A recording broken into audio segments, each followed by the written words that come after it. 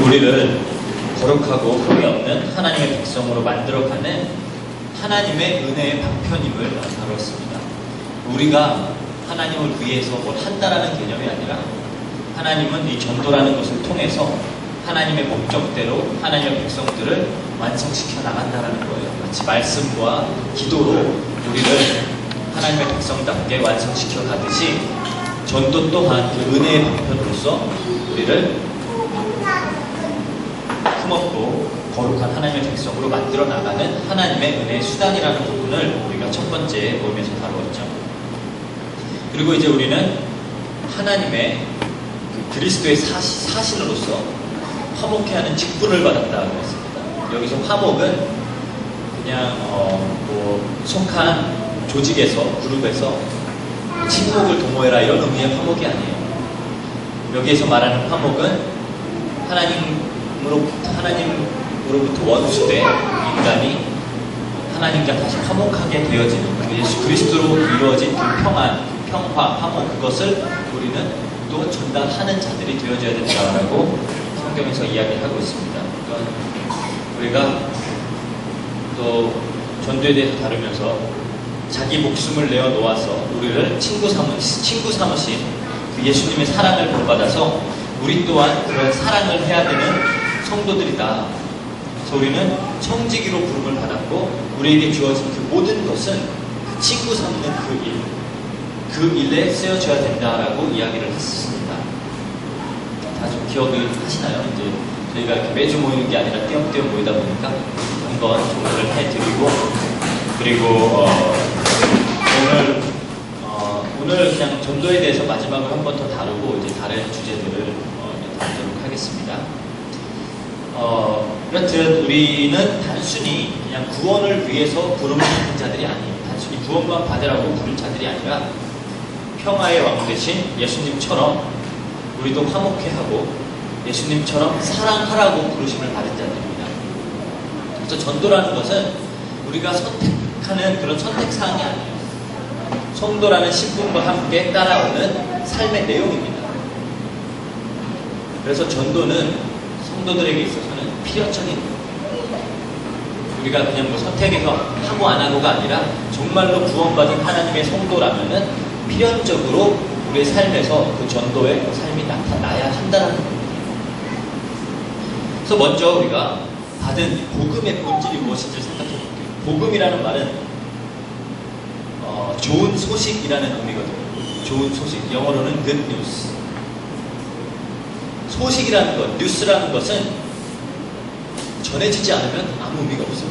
그렇죠? 아무 의미가 없잖아요. 기자들이 나가서 열심히 취재한 다음에 새로운 그런 기사거리들을 다 찾아와서 그거를 보도하지 않아요. 그럼 그거는 기사도 아니고 아무것도 아니에요. 그렇죠? 그런 것처럼 소식이다, 뉴스다라고 하는 것은 그 존재의 특성상 선포가 되어져야 되는 겁니다. 그 존재 자체가 누군가에게 전해지도록 되어져 있는 거예요. 그래서 전해지지 않으면 그건 복음이 아니다라는 거예요. 그래서 이 복된 소식이 우리에게도 전해져서 우리가 구원을 받은 거잖아요. 그렇죠? 그런 것처럼 이 복된 소식은 또 하나님의 백성된 우리를 통해서 누군가에게 전달되어져야 한다는 거예요.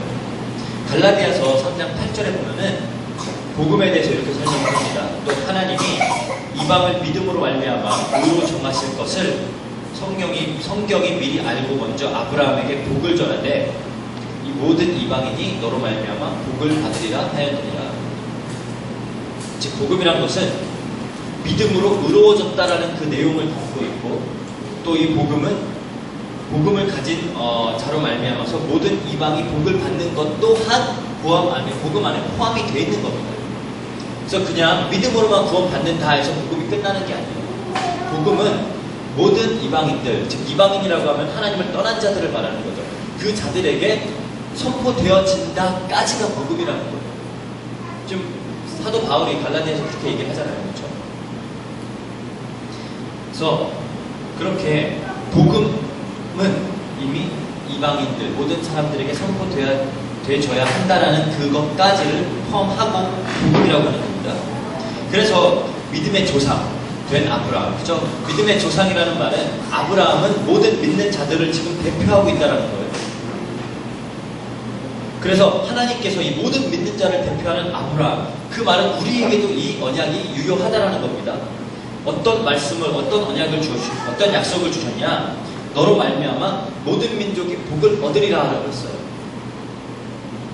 하나님의 언약입니다. 아브라함에게만 주신 언약이 아니라 아브라함은 모든 믿는 자들을 대표하고 있기 때문에 우리 성도들에게도 공이 적용되어지는 내용이라는 거예요. 그래서 하나님의 은혜로 구원받은 자들은 모두 다 이 전도의 삶을 살게 되고 예외라는 것은 없다는 겁니다. 물론 각자 다 다른 현장에 있고 다른 달란트들과 다른 어떤 기능들을 가지고 살아가지만 우리가 살면서 그 살아가는 내용은 이 모든 민족들을 이 은혜의 복음으로 이끌어내는 그 삶을 우리는 위해서 살아내고 있다는 거예요. 그래서 성경에 등장하는 모든 인물들은, 믿음의 인물들은 모두 다 그들의 삶을 통해서, 그리고 입술의 고백과 선포를 통해서 하나님 나라의 비밀을 나타내고 선포하는 삶을 살아갑니다. 그래서 아담과 하와 때부터요, 언약이 주어지자마자 여자의 후손이라는 언약이 주어졌고, 그 언약은 이제 대대로 전달이 되어져야 되는 거였어요. 전달이 되어져야 되는 거였어요. 그래서 그 언약이 계속 전달이 되어서, 그래서 이제 그 족보가 나오잖아요. 언약의 라인이라는 게 등장을 하게 되는 겁니다. 그 언약이 전달되어지는 라인이 있다는 거예요. 거기에서 노아라는 사람이 이제 나타나게 되죠. 노아 역시 방주만 지은 거 아닙니다. 베드로서 2장 5절에 보니까 그래요. 옛 세상을 용서하지 아니하시고 오직 의를 전파하는 노아와 그 7 식구를 보존하시고, 노아와 그 7 식구는 가서 방주만 전했다는 게 아니에요. 그 방주를 짓는 삶과 그 입술의 고백을 통해서 그 의를 전파했다라고 하죠. 그렇게 하나님으로부터 은혜를 입어서 의롭다라고 칭함을 받은 자들은 그 의를 전하는 삶을 살게 된다는 거예요. 그래서 아브라함 역시 마찬가지죠. 그래서 아브라함을 겪게 되는, 아브라함을 겪게 되는 모든 사람들은 늘 아브라함을 통해서 하나님을 보게 돼요. 그게 뭐 아브라함의 실수를 통해서든지 아브라함이 어떤 믿음의 행위를 통해서든지 간에 아브라함을 통해서 꼭 하나님이 증거가 돼요. 심지어 아브라함이 실수를 해도 하나님이 증거가 돼요. 와이프를 팔아먹어도 하나님이 증거가 돼요. 그렇게 하나님을 증거하는 삶을 살게 된다는 겁니다. 성경에 등장하는 모든 언약의 백성들에게 공이 일어나는 일이에요. 그래서 이 전도의 필연성이 더욱 명확하게 드러나는 그것이 이제 그리스도와 연합교입니다. 우리가 그리스도와 연합되어졌다고 성경은 이야기하고 있어요. 우리는 예수를 단순히 어떤 타자로서 믿고 구원받는 거 아닙니다. 그냥 예수님은 저기 따로 계시는 분이고, 나 따르고 그냥 밖에 계시는 따로 존재하는 분이시고 나를 도와주시는 분인데 그냥 그분을 믿어가지고 구원받았다는 그런 개념이 아니에요. 우리가 예수 그리스도를 믿고 구원받았다는 것은 그 예수 그리스도와 하나 되어지고 예수 그리스도께서 이루신 그 모든 구원의 역사가, 사역들이 우리에게 적용되어진다는 겁니다. 전가되어지고 우리가 그리스도 안에서 우리도 죽고 그리스도 안에서 같이 사는 걸 얘기하는 거예요. 그래서 창조 때부터 인간에게는 뭐가 들어왔죠? 하나님의 생기가 들어갔죠. 하나님의 생기가 들어갔어요. 창조 때부터. 모든 다른 생물, 다른 피조물들은 하나님이 그냥 말씀으로 있어라 그랬어요. 빛이 있어라 하면 빛이 있고 동물이 있어라 하면 있었는데, 인간만 유독 하나님께서 당신의 생명을 불어 넣으셨습니다. 하나님의 영이 지금 함께 거하게 된다는 거예요. 구약 때부터 그렇게 약속이 되죠. 그런데 범죄함으로써, 타락함으로써 그 함께 거해야 할 하나님의 영이 떠나버리잖아요. 그래서 이스라엘 백성들의 그 삶을 봐도 하나님의 영광이 이스라엘 백성들과 함께 거해야 하는데, 에스겔서에 보면은 이스라엘의 영광, 하나님의 영광이 이스라엘을 떠나버리죠. 그런데 하나님께서 무슨 약속을 하세요? 에스겔서 37장에 보면은 마른 뼈와 같은 물이, 그렇죠? 하나님께 범죄해서 이 이제는 구원받을 수 있는 어떠한 근거와 어떠한 자격도 없는 그냥 죽을 수밖에 없는 그런 우리들에게 마른 뼈처럼 그냥 말라 비틀어져 있는데 거기에 또 뭐가 불어서 들어오죠? 생기가 들어오잖아요. 생기가. 그 생기가 루아흐라고 하는 하나님의 성령을 말하는 겁니다. 그것이 들어오니까 이 마른 뼈들이 막 툭툭툭 붙더니 그 위에 막 근육이 입혀지고 그 위에 살갗이 입혀지더니 살아있는 사람이 되어주고 큰 군대가 되어주고. 근데 그 에스겔서 4장, 에레미야 애가서에 보면은 4장 20절에 그 생기가 무엇인지를 설명해 주고 있습니다. 거기에 보면 우리의 콧김이라고 하는데 거기서 쓰이는 콧김이라는 단어가 또한 루아라고 하는 단어예요. 생기라고 하는 단어. 곧 여호와께서 기름 부으신 자 이렇게. 그 생기가 그 콧김이 여호와의 기름 부은 자래요. 기름 부은 자는 누구예요? 그리스도잖아요. 원래 인간은 만들어졌을 때부터 하나님께 택함 받은 그 인간들은 만들어졌을 때부터 하나님의 영이 함께 거하도록 만들어진 존재라는 겁니다. 그 그리스도가 함께 거하도록 만들어졌다는 겁니다. 그래서 하나님께서 남자 여자를 창조하실 때도 어떻게 창조하시죠? 남자. 성경에서 그 남자는 그리스도를 상징하죠. 그 남자의 죽음과 피 흘림으로써 창조된 여자는 성도와 교회를 상징합니다. 그렇게 남자로부터 여자가 나온 다음에 뭐 하라 그래요? 한 몸이 되라고 그러죠. 한 몸이 되라. 그래서 그것을 가지고 사도 바울은 에베소서에서 그리스도와 그 남편과 부인의 관계를 가지고 그리스도와 교회의 관계다라고 딱 정의를 해서 얘기해요.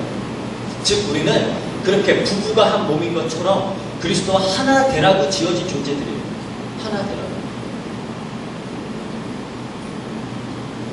그래서 성경에서 굉장히 자주 쓰는 표현이죠. 저희 담임 목사님도 굉장히 좋아하시는 표현이에요. 그리스도 안에. 그렇죠? 그리스도 안에. 그리스도 안에. 그 NIV 성경으로 봤을 때 in Christ라는 단어가 그 구절이 신약 성경에만 89번 뜬다. in Christ. 그리스도 안에. 그리스도 안에. 그 말은 우리가 그리스도 안에 있다라는 거예요. 하나 되어졌다라는 거예요. 그리고 그리스도가 또 우리 안에 있다라고 성경은 또 이야기하고 있죠. 오늘 우리가 읽은 구절에서도 그러죠.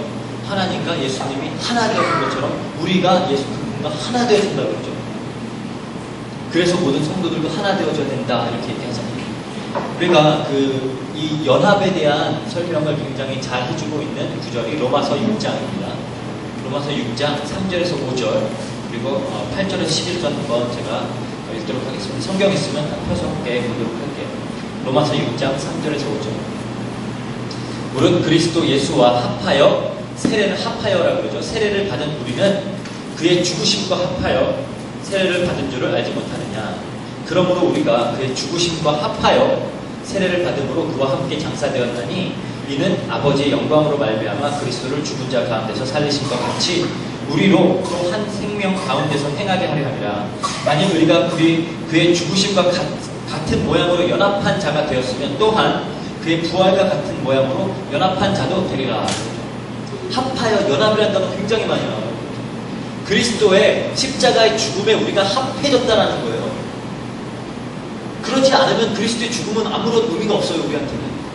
그리스도가 우리의 죄를 위하여 죽었는데 우리가 그리스도와 연합되어지지 않으면은 그 그리스도의 죽음은 그냥 자기만을 위한 죽음이 되는 거예요. 그런데 우리 모든 하나님의 백성들이 그리스도에게 연합되어졌기 때문에 그 그리스도의 죽음에 우리가 합하여져서 우리는 죄로 죽는 겁니다. 그런데 그리스도가 그냥 죽어서 그 죽은 상태로 계시는 것이 아니라 이제 부활하여서 새로 살아나셨고 우리는 거기에 합하여졌기 때문에 우리도 새로운 피조물로서 태어나는 거예요. 8절에서 11절도 한번 볼게요. 만일 그리스도께서 죽은 자 가운데서 살아나셨음에 다시 죽지 아니하고 사망이 다시 그를 주장하지 못할 줄을 알미로라. 그가 죽으심은 죄에 대하여 단번에 죽으시며 그가 살아계심은 하나님께 대하여 살아계심이니 이와 같이 너희도 너희 자신을 죄에 대하여 죽은 자요 그리스도 예수 안에서 하나님께 대하여는 살아있는 자를 여길지어다. 우리가 그리스도와 함께 죽고 그리스도와 함께 산 자다라고 이야기하잖아요. 그래서 사도 바울은 그러는 거예요. 내가 그리스도와 함께 죽고 십자가에 못 박혔고 이제 그리스도가 내 안에 산다라는 그 갈라디아서 2장 20절의 고백을 하는 겁니다.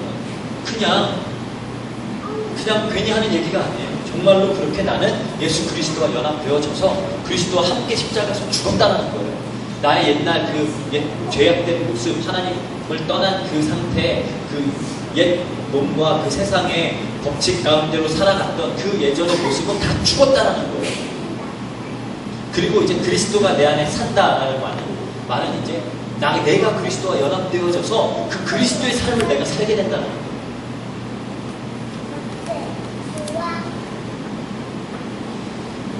그래서 하나님의 백성들은 성부 하나님과 성자 예수님과 하나가 되어서 그 안에 있게 된다. 오늘 본문에서 그러죠. 그런데 성령 하나님과 성부 하나님, 성자 하나님과 그 예수님과 하나님과 우리가 하나 되었을 때 그 안에 있게 되면은 무슨 일이 일어난다 그러죠? 본문처럼 21절에 뭐라 그래요? 세상으로 아버지께서 나를 보내신 것을 믿게 하옵소서.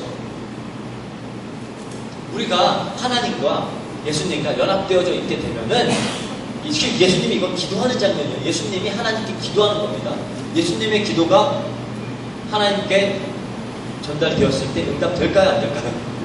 당연히 되겠죠. 하나님과 예수님은 한 뜻을 가지신 분이시기 때문에.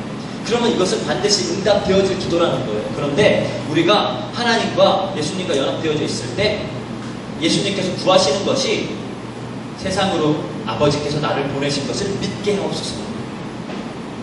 우리가 하나님과 예수님과 연합되어져 있으면 세상은 아버지를 믿게 되어진다는 거예요. 우리의 그리스도의 연합과 전도의 지금 삼각관계를 얘기하고 있는 겁니다. 23절에도 그래요. 아버지께서 나를 보내신 것과 또 나를 사랑하신 같이 그들도 사랑하신 것을 세상으로 알게 하려 함이로소이다. 지금 기도하시는 게 아버지께서 예수님을 보내신 것과 또 예수님을 사랑하신 것 같이 우리 하나님 백성을 사랑하신 것을 세상으로 알게 하려고 한다는 거예요.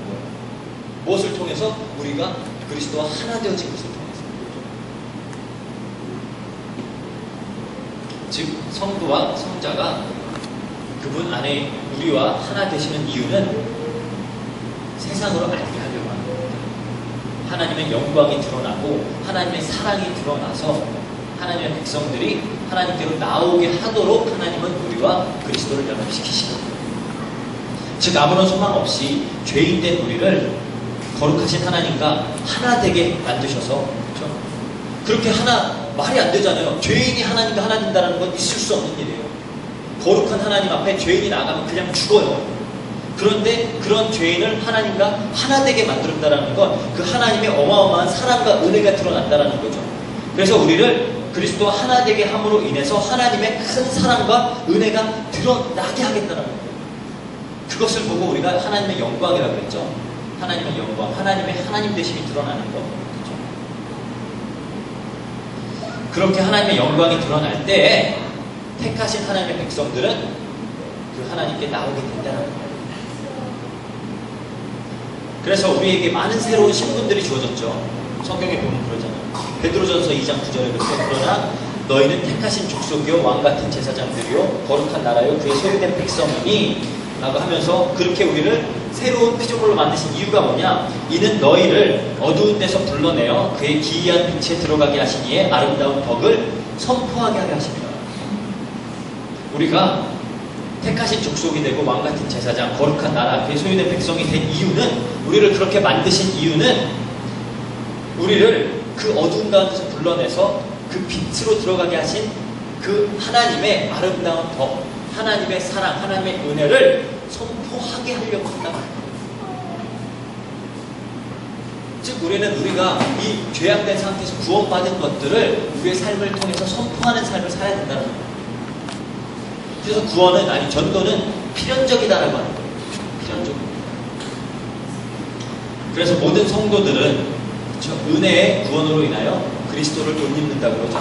그리스도로 하나 되어진다는 거예요. 그렇게 옷 입고 이제는 우리가 우리의 삶을 마음대로 살아가는 게 아니에요. 예수님을 믿는다는 것은 예수님의 도움과 예수님의 어떤 능력을 힘입어서 내가 원하는 것을 이루고 내가 뜻하는 것을 성취하면서 사는 삶을 얘기하는 게 아닙니다. 그것을 여러분들이 착각하면 안 돼요.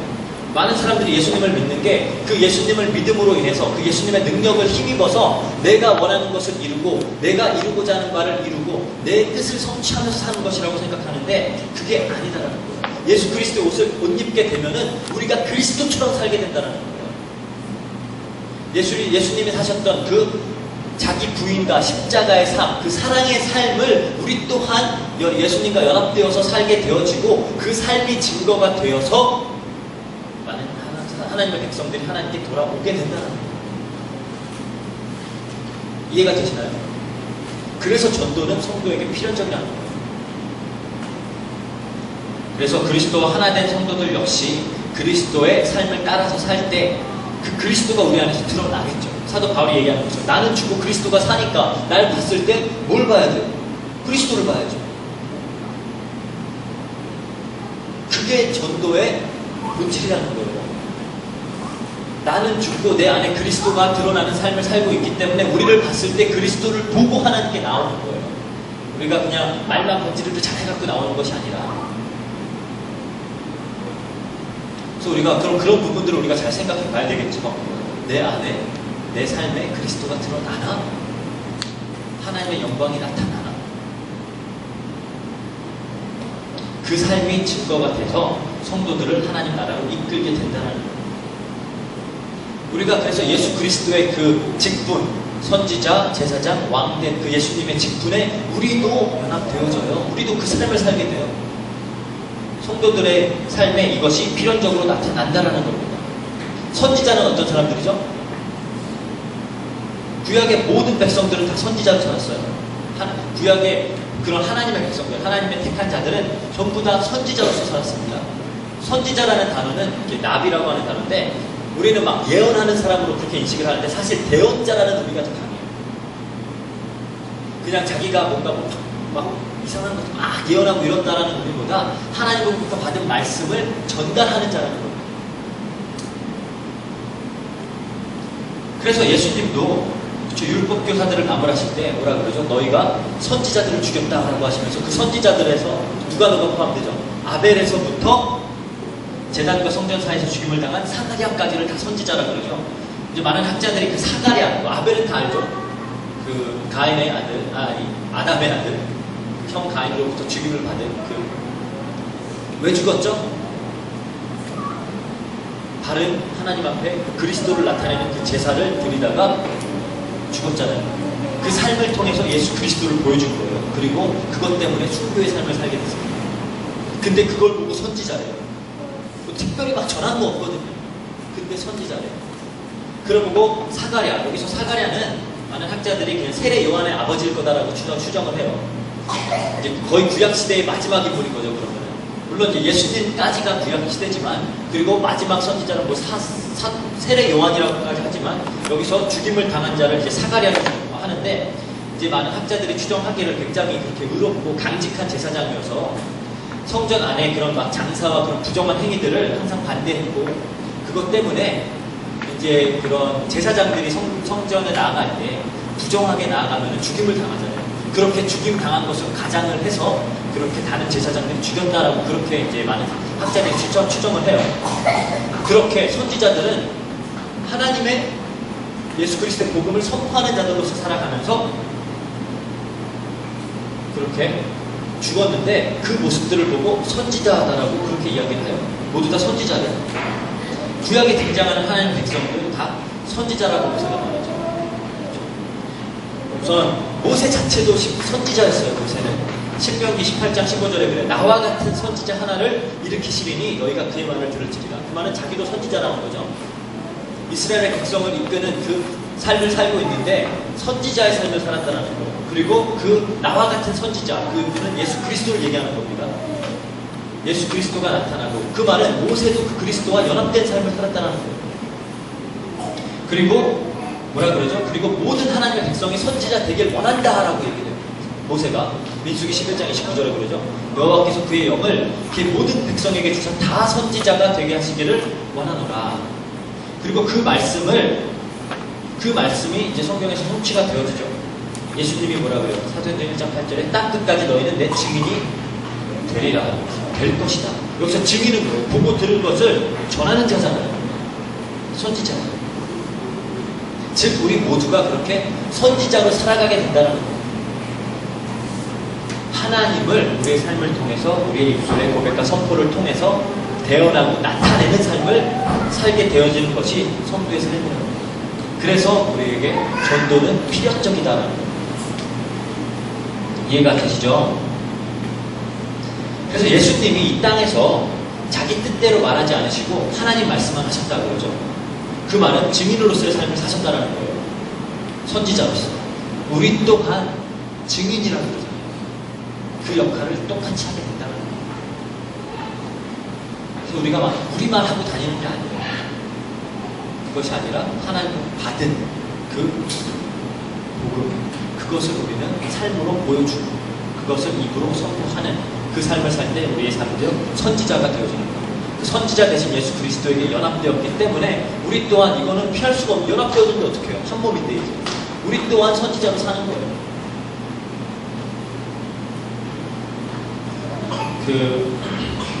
그리고 제사장이죠. 예수 그리스도는 제사장입니다. 구약의 제사장들은 뭐 하는 사람들이죠?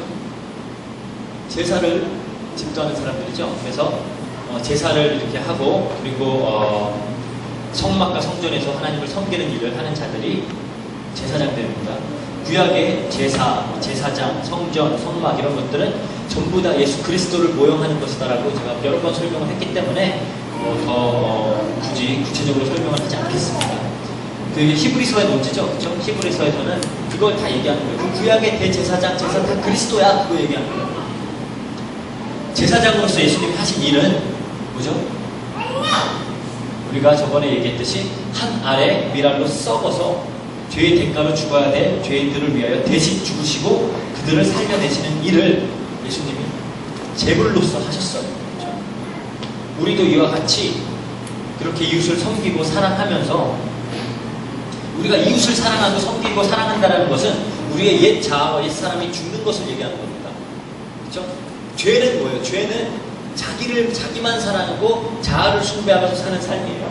이 하나님을 사랑하고 이웃을 사랑한다는 그 삶은 거기에서부터 이제 빠져나와서 거기서부터 자유로워져서 이제는 우리가 원래 만들어졌던 대로 하나님만을 사랑하고 이웃을 사랑하는 삶을 살게 된다는 겁니다. 그것이 전도라는 거예요.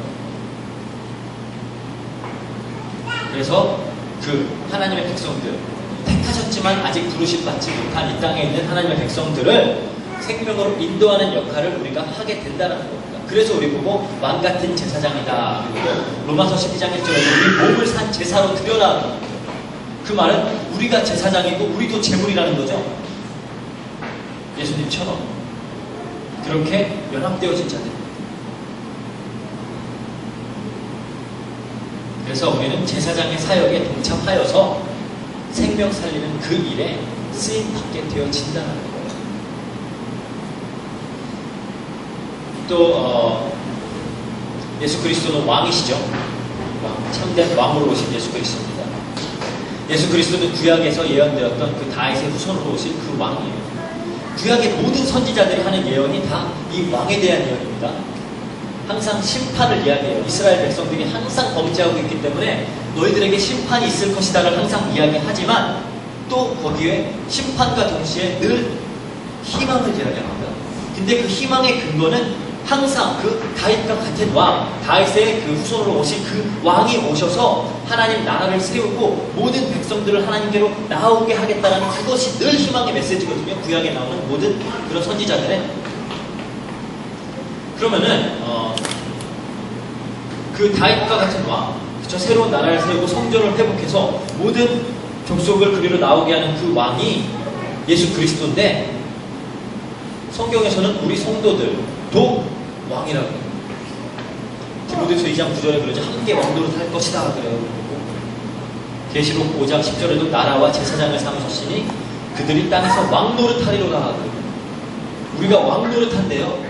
그 왕노릇이란 건 뭘까요? 우리가 갑자기 막 세상의 위에 군림해서 높아지고 막 다 다스리고 우리 마음대로 되어진다는 의미인가요?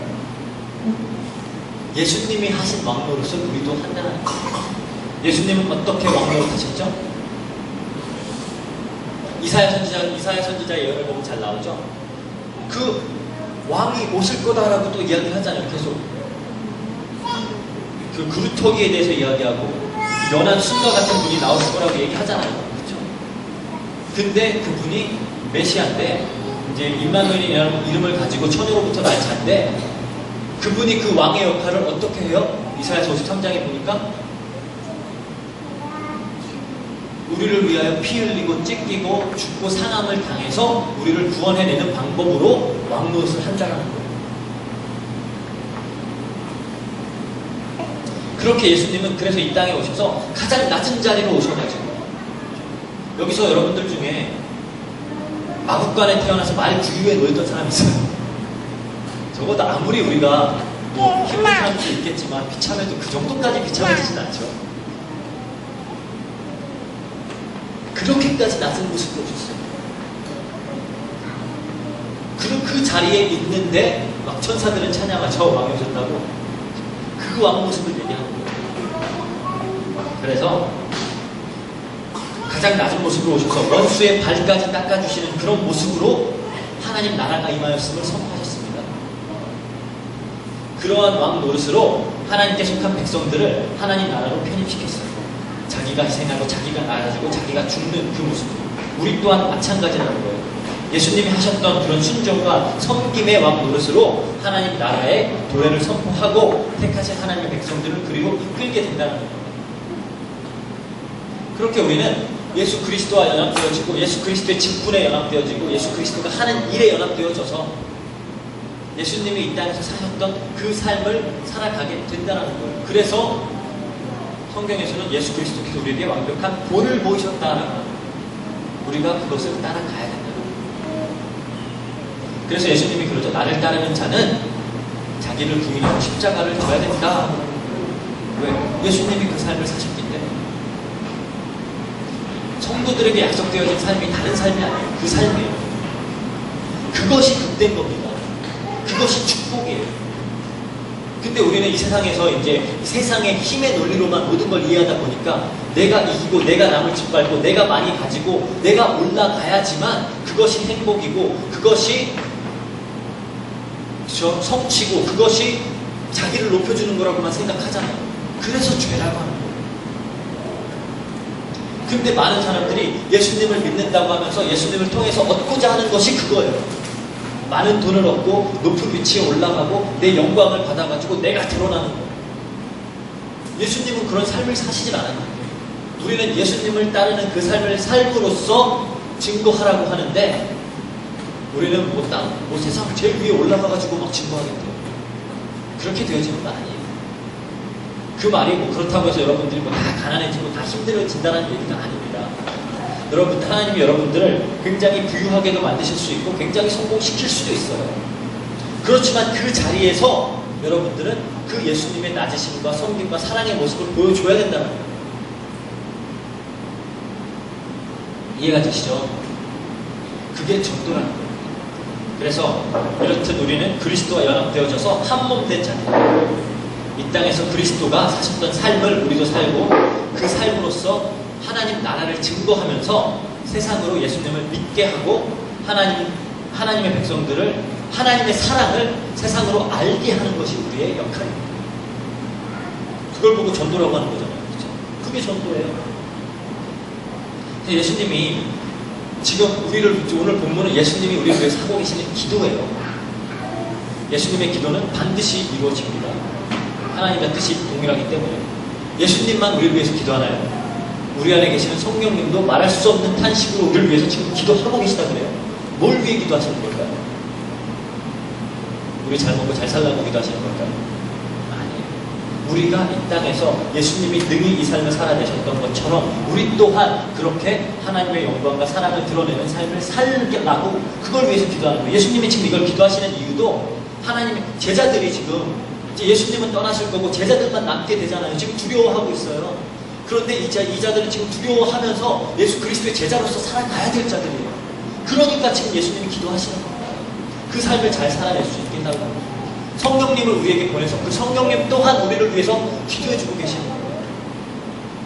예수님이 이 땅에서 그 삶을 살아내시기 위해 예수님은 하나님이시지만 이 땅에서 신성을 발휘하지 않았어요. 그냥 인간으로 사셨어요. 그 인간으로서 살면서 우리와 똑같은 한계와 우리와 똑같은 연약함과 우리가 당하는 똑같은 유혹들을 당하면서 예수님은 이 땅에서 그리스도의 역할을 감당하셔야 됐어요. 하나님의 뜻을 이루셨어야 됐어요. 그러니까 예수님은 계속 기도하셨던 거예요. 우리가 기도하는 이유도 마찬가지입니다. 그렇게 우리가 예수님이 우리를 위해서 지금 기도하고 계세요. 반드시 이루어질 일이죠. 그래서 이것은 당연히 들어질 것이기 때문에 전도는 우리 성도의 삶에 필연적으로 나타나는 현상이라는 겁니다. 즉 우리의 삶이 그리스도를 나타내야 돼요. 여러분들의 친구들과 동료들이 여러분들이 그리스도인임을 알지 못한다? 문제가 있는 거예요. 그렇죠? 그 말은 전혀 우리의 삶과 우리의 말이, 우리의 행동이 그리스도를, 하나님의 나라를 드러내지 못하고 있다는 거예요. 정말로 구원받고 연합된 자들인가? 그거 고민해봐야 돼요. 연합된 자인데 어떻게 이렇게 따로 살아요? 그렇죠? 한 몸이 돼요. 그러니까 그거 한때 갑자기 우리 가은이 나은이가 쌍둥이에 대한 관심이 너무 많아가지고 유튜브에서 막 쌍둥이 동영상들을 찾다가 그 샵쌍둥이라고 하죠. 그런 것들을 보게 됐어요. 삽쌍둥이 뭔지 알죠? 막 머리 2개 붙어있는데 막 몸 하나고. 그러니까 지금 몸이 하나인데 다리가 하나인데 다리 그냥 두 개 달려있는데 몸은 2개, 그리고 의지가 2개가 둘이 달라요. 그 필리핀 영상인데 보니까 한 쌈쌍둥인데 둘이 가가지고 둘 다 이제 서로 다른 여자랑 이렇게 소개팅을 하더라고요. 막 둘이 같이 붙어갖고 거울 보면서 얘도 막 자기 단장하고 그런데 만약에 한 몸인데 얘네들은 어쩔 수 없이 붙어 있는데 한 놈은 일로 가겠다고 한 놈은 일로 가겠다고 하면 어떻게 해요? 아무도 못 가죠. 그러면 이제 큰일 나는 거예요. 모르겠어요. 그 sam쌍둥이의 어떤 메커니즘을 누가 관장을 해갖고 하는 건지 모르겠는데 그건 잘 모르겠지만 그걸 예로 드는 겁니다. 우리가 하나님 예수님과 한 몸이 되었는데 그렇죠? 예수님이 한 몸이 되어지고 예수님은 자기가 가지신 뜻이 있어요. 목표가 있어요. 이루시고 하자는 바가 있어요. 우리는 그분에게 지금 연합되어졌어요. 그런데 우리가 거기에 따르지 않고 계속 다른 데로 가겠다라고 하면은 안 되겠죠. 그렇죠? 그래서 우리의 삶 속에 그리스도와 함께하고 있다라는 그것이 증거로 나타나야 한다는 거예요. 그걸 보고 우리가 전도라고 하는 거예요. 예수님이 지금 우리를 위해서 기도하고 계세요. 그 삶을 살아내라고요. 성령님이 지금도 우리와 함께하면서 기도하고 계시는 겁니다. 어둠에 빛이 비추는데 세상이 모를 수가 없어요. 핍박을 하든지 믿고 돌아오든지 둘 중에 하나는 일어납니다. 근데 그런 얘기들 많이 듣죠. 그렇죠? 직장 생활하던 그런 장로님들이고 권사님들이고 집사님들인데 한참 같이 생활하다가 너도 교회 다녀? 너 믿는 사람이었어? 그러면 어떡해요? 여러분들만 학교 다니는데 아무도 몰라. 그러다가 어떻게 막 종교랑 같은 데다가 기독교에서 너도 기독교야 막 이러면 어떡해요? 그럼 그 말은 뭐예요? 둘 다 전혀 그 삶 속에서 예수님을 드러내지 못했다는 거죠. 연합된 자들임에도 불구하고 하나님의 뜻과 하나님의 의지와 예수님이 지금 하고자 하는 바를 완전히 무시해버리고 내 마음대로 살았다는 거예요. 그래서 예수님이 우리가 연합되어서 함께 계시는데 빛이 비추고 있는데 세상이 모를 수 없습니다. 절대로 모를 수 없습니다. 그래서 예수님이 그리고 성령님이 기도하고 계시기 때문에 세상으로 우리는 예수님을 믿고 하나님의 사랑을 알게 하는 삶을 살기 위해서 분투하는 삶을 살아야 됩니다. 그래서 전도하는 겁니다. 그래서 전하고 선포하는 거예요. 우리가 그것을 위해 존재하는 존재들이라는 겁니다. 하나님의 영광을 반사해내는 자들이에요. 예수님이 그랬죠. 예수님이 하나님의 영광을 그대로 반사해냈잖아요. 그 예수님과 우리는 연합되어진 자예요. 그러면 우리의 삶을 통해서 그 하나님 다우심이 나타나야 되는 거예요. 그게 증거의 삶이, 증인의 삶으로 우리에게 나타난다는 거예요. 그걸 보고 전도라고 하는 거예요. 그래서 물론 우리가 이제 이런 전도 운동하는 단체 안에 있기 때문에 전도의 많은 전략적인 부분들, 실천적인 부분들을 우리가 많이 다뤘어요.